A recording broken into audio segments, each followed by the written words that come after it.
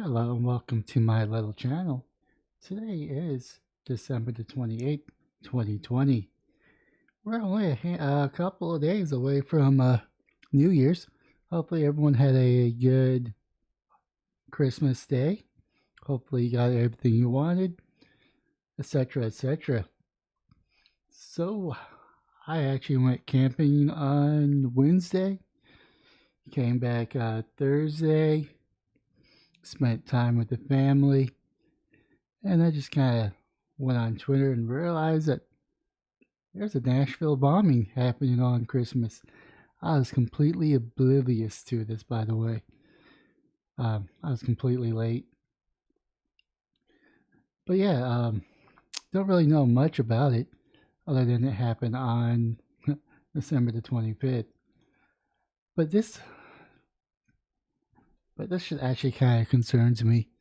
Not that the bombing isn't for an area of concern, but let me just go ahead and read part of this story.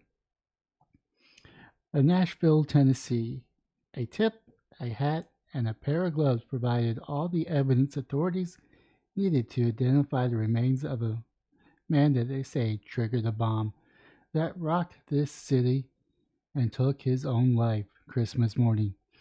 David Rush, director of Tennessee Bureau of Investigation, said Monday that the tip from the public put Anthony Quinn Werner on law enforcement radar, and that the DNA from the gloves and hat retrieved from a car Werner owned helped confirm the identity.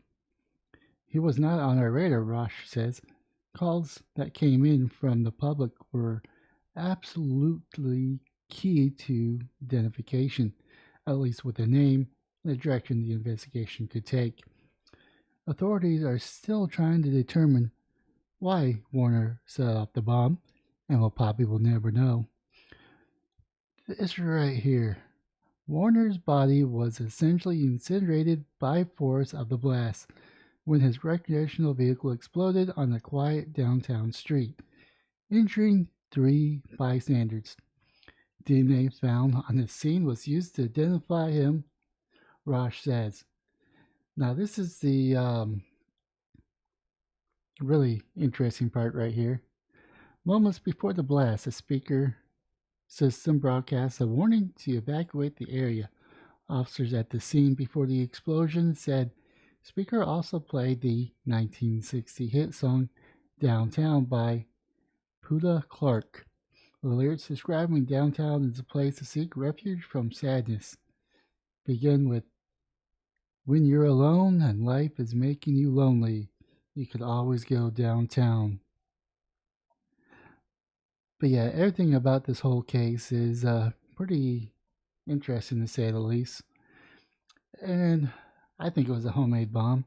I know there's people saying that it's a red flag and that they probably assassinated this dude and this was military grade bombing. I hate to say this, but bombs are ridiculously easy to make. Ridiculously easy to make, especially pipe bombs, and you could add those up too, or manure. Think about 2, maybe 5 years ago, maybe a little bit longer. There's a compost plant just north of Austin that exploded, and that was just from the methane buildup and the pressure and the heat of the methane gas caused it to ignite and it exploded. It was a pretty big explosion, actually. I think it was heard about 4 or 5 miles away, if not more. So yeah, I mean, everybody's saying that the flash was so bright it only could be military grade. I disagree. You got Timothy McVeigh, which actually had I think, a fertilizer bomb that took out the front of a building, and that was homemade, by the way. So yeah, I mean, I think it was just some crazy lunatic probably wanted to off himself and probably made a public spectating. I don't know. I mean, it's kind of weird. Why would you warn someone that the vehicle is about to explode?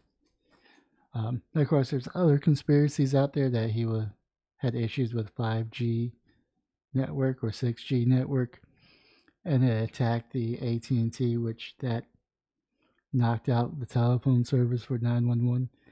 I don't know. It's very, very interesting, very confusing, very chaotic.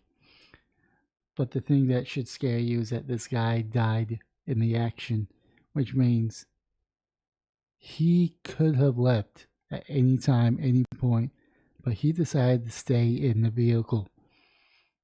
That should kind of scare you that someone is that demented, that dedicated to causing mayhem, that he stayed and died for it.